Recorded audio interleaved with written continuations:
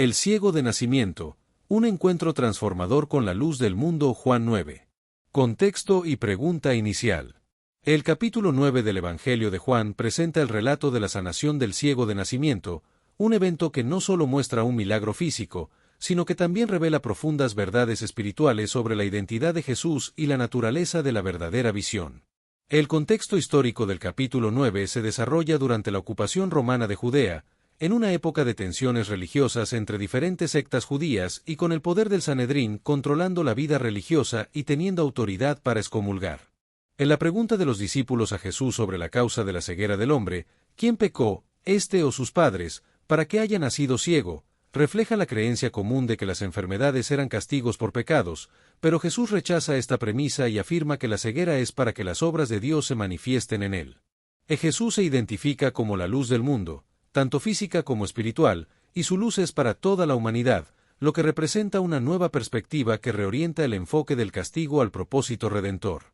La sanación y el significado de Siloé. O el uso de barro. La sanación del ciego de nacimiento evoca la creación de Dios formando al hombre del polvo en Génesis y representa la obra recreadora de Jesús en la vida del hombre, y el envío del ciego al estanque de Siloé simboliza la conexión con Jesús, el enviado del Padre. En la transformación física del hombre ciego es un proceso que comienza con la aplicación del barro, sigue con el acto de fe de caminar sin ver hasta el estanque, y culmina con el lavamiento y la restauración de la visión, lo que representa la obra de Jesús en la vida del hombre. En la reacción de los vecinos que conocían al hombre ciego es de incredulidad y asombro, ya que algunos dudaban de su identidad y otros no podían creer la transformación, lo que muestra el impacto de la sanación en la comunidad. Del nombre Siloé deriva del hebreo Siloch, que significa enviado, y simboliza la conexión con Jesús, el enviado del Padre, y el estanque de Siloé tenía un significado religioso y práctico para Jerusalén. Reacciones e interrogatorios.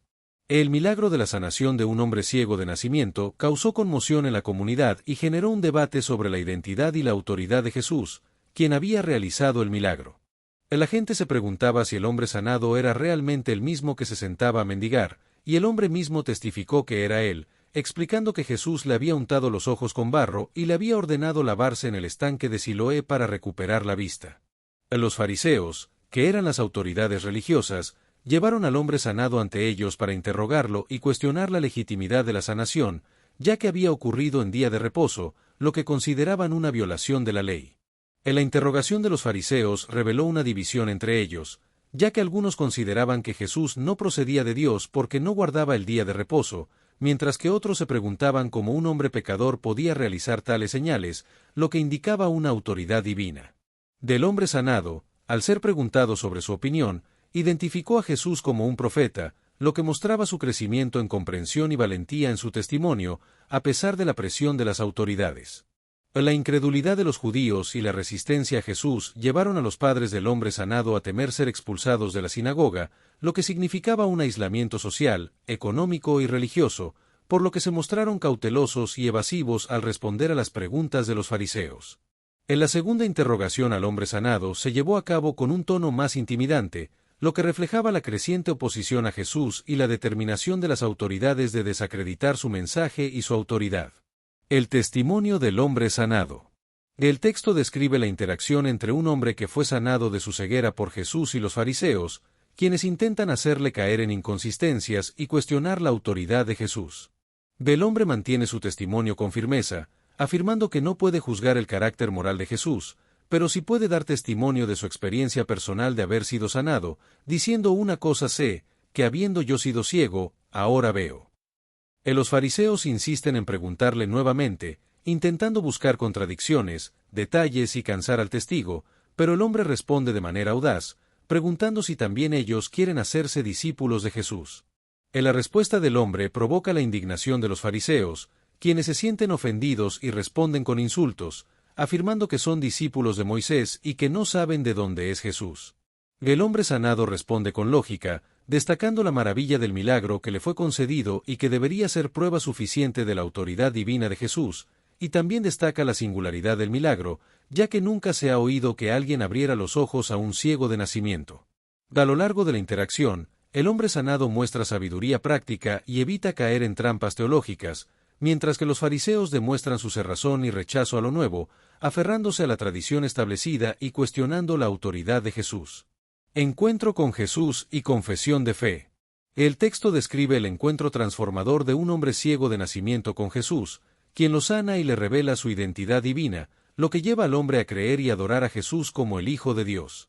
La narrativa comienza con la negación de los fariseos, quienes se oponen a la idea de que Jesús sea enviado por Dios, y en su lugar, atacan personalmente al hombre ciego de nacimiento, diciendo que nació en pecado, y lo expulsan de la sinagoga, lo que tiene consecuencias graves para su comunidad, identidad religiosa y oportunidades económicas.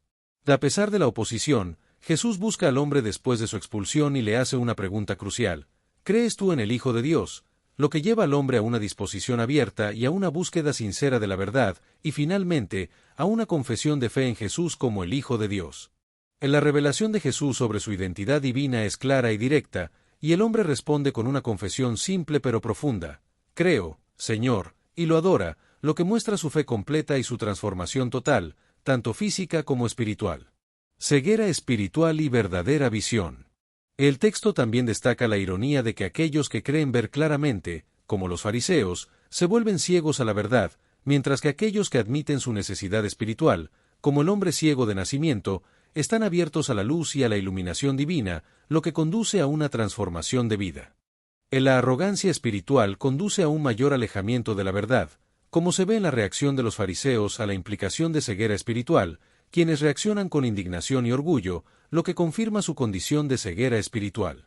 La ceguera espiritual es una condición voluntaria que genera juicio, a diferencia de la ceguera física, que es una condición involuntaria que genera compasión, y solo puede ser sanada a través de la humildad y el reconocimiento de la necesidad de cambio.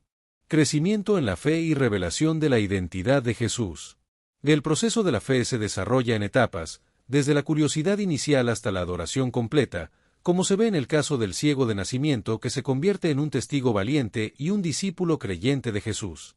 La identidad de Jesús se revela progresivamente a lo largo del relato, desde ser percibido como un hombre con poder extraordinario hasta ser reconocido como el Hijo de Dios, y su encuentro con las personas tiene consecuencias profundas, incluyendo la transformación personal y la posibilidad de rechazo social. El simbolismo de la luz y la aplicación para el creyente. El simbolismo de la luz en el Evangelio de Juan es un tema importante, donde Jesús se presenta como la luz del mundo, la luz que da vista y la luz de la vida, y esta luz es esencial para la vida del creyente, quien debe mantener un testimonio valiente, crecer en la fe y reconocer su ceguera espiritual para alcanzar la verdadera visión. La aplicación de estas enseñanzas para la vida del creyente hoy en día es crucial, ya que se debe mantener un testimonio valiente a pesar de la oposición, crecer en la fe y reconocer la ceguera espiritual para alcanzar la verdadera visión, y seguir a Jesús puede implicar enfrentar oposición de otros, pero Él busca a quienes son rechazados por causa de Él. Adoración auténtica y poder mesiánico. Del encuentro con Jesús culmina en adoración auténtica, que no se limita solo a beneficios personales, sino que también implica una transformación más profunda. La sanación del ciego de nacimiento es una señal del poder mesiánico de Jesús, como lo profetizó Isaías, y no solo es una sanación física, sino también una credencial de su identidad como el enviado de Dios. Testimonio personal y transformación espiritual. El testimonio personal basado en la experiencia directa es poderoso e irrefutable, como se ve en la historia del hombre que fue cuestionado múltiples veces, pero mantuvo su verdad, expresando su certeza con la frase «una cosa sé».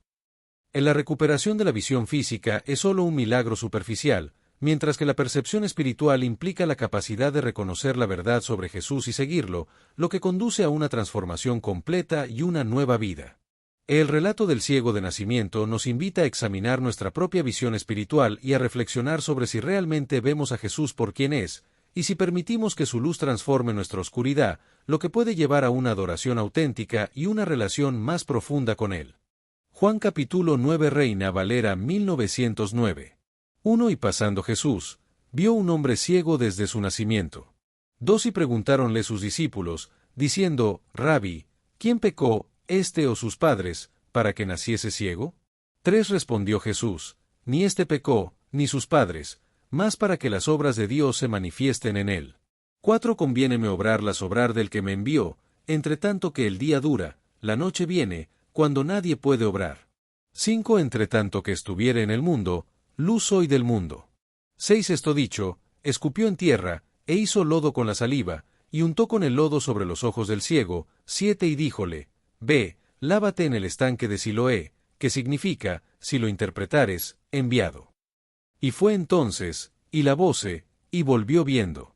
8. Entonces los vecinos, y los que antes le habían visto que era ciego, decían, ¿no es este el que se sentaba y mendigaba? 9. Unos decían, este es, y otros, a él se parece. Él decía, yo soy. 10. Y dijéronle, ¿cómo te fueron abiertos los ojos? 11. Respondió él y dijo, el hombre que se llama Jesús, hizo lodo, y me untó los ojos, y me dijo, ve al Siloé, y lávate, y fui, y me lavé, y recibí la vista. 12. Entonces le dijeron, ¿dónde está aquel? Él dijo, no sé. 13. Llevaron a los fariseos al que antes había sido ciego. 14. Y era sábado cuando Jesús había hecho el lodo, y le había abierto los ojos.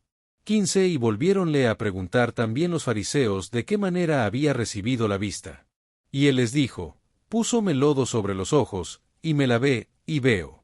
16. Entonces unos de los fariseos decían, este hombre no es de Dios, que no guarda el sábado.